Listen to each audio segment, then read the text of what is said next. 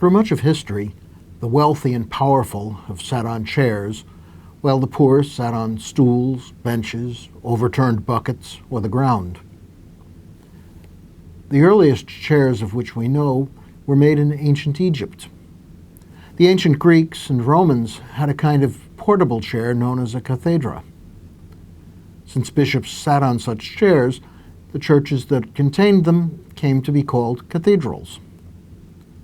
When the Pope declares something to be infallibly the teaching of the Catholic Church, he's said to be speaking ex cathedra, from the cathedra. Catholics even speak figuratively of the throne of Peter to mean the papacy, though the real Peter may never have sat on a chair in his life. Chairs still show status. The one who runs a meeting or an organization is called the chairperson. Look at any office and compare the chairs of the executives with those of their secretaries and receptionists. The higher the position, the bigger and better the chair. We speak of a bishop's see or the Holy See, see coming from a Latin word for a seat. Though priests usually stand to preach, they can, according to the liturgical rules, preach from a chair. Bishops frequently do so. Someone who tells people what to do and how to do it sits. For a long time, the ruler has been the one who sits. When the ruler stands, no one else may remain seated. This is supposedly the origin of the custom of standing during the Hallelujah chorus of Handel's oratorio Messiah. When he first heard the music, King George II of Great Britain was supposedly so moved that he stood up. Some claim he was actually bored or had an itch. In any case, everyone else in the audience had to stand as well, and 270 years later, audiences around the world continue to do so. The Feast of Christ the King shows another sort of king. This king is not seated, he's hanging on a cross. This king is not wearing fancy clothing. Paintings and carvings to the contrary notwithstanding, he's stark naked. This king is not issuing orders. He's under a death sentence. One more thing about this king. He's ours. We're followers of a king who has no throne but the cross. What does that mean for us? A throne king, a chair king, is comfortable. The cross king has forsaken his own comfort for the sake of his people. His people, too, then, should not be concerned primarily with comfort. We should be willing to face inconvenience, discomfort, and even death for the sake of others. A throne king, a chair king, has servants and gives orders. The cross king is humble. His people, too, then, should be servants of all, willing to help all other men and women.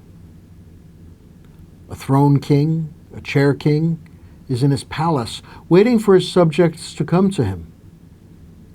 The cross king is out where the world can see and hear him, where the world needs him.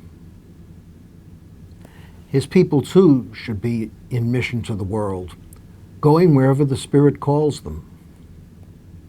A throne king, a chair king, condemns. The cross king forgives and promises a place in paradise to the thief. His people, too, should be forgiving, should be a sign of heaven's love for all. A throne king, a chair king, sits in isolated majesty, surrounded by his courtiers. The cross king hangs between two thieves in front of a crowd of jeerers, soldiers, and curious passers-by. His people, too, should be out among the outcasts and sinners, showing them the love of God.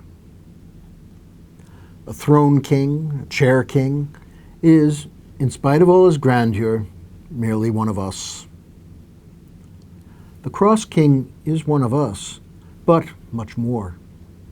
He is God with us. His people should be signs of God to the world. A throne king, a chair king, rules geography and the people in it for a few years.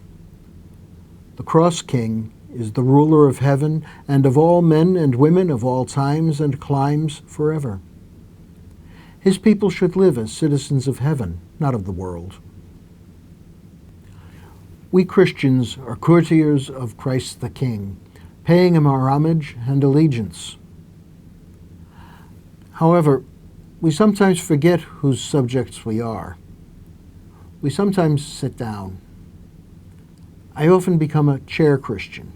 I forget where my King is to be found, so I'm willing to limit my life of faith to sitting in church, sitting at home, sitting at work, sitting around as the world rushes by.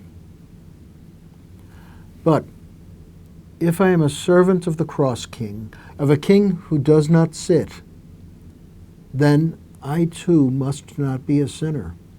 I must show my loyalty to my King by moving among others as he did, as he does, not to receive homage or reward, but to serve.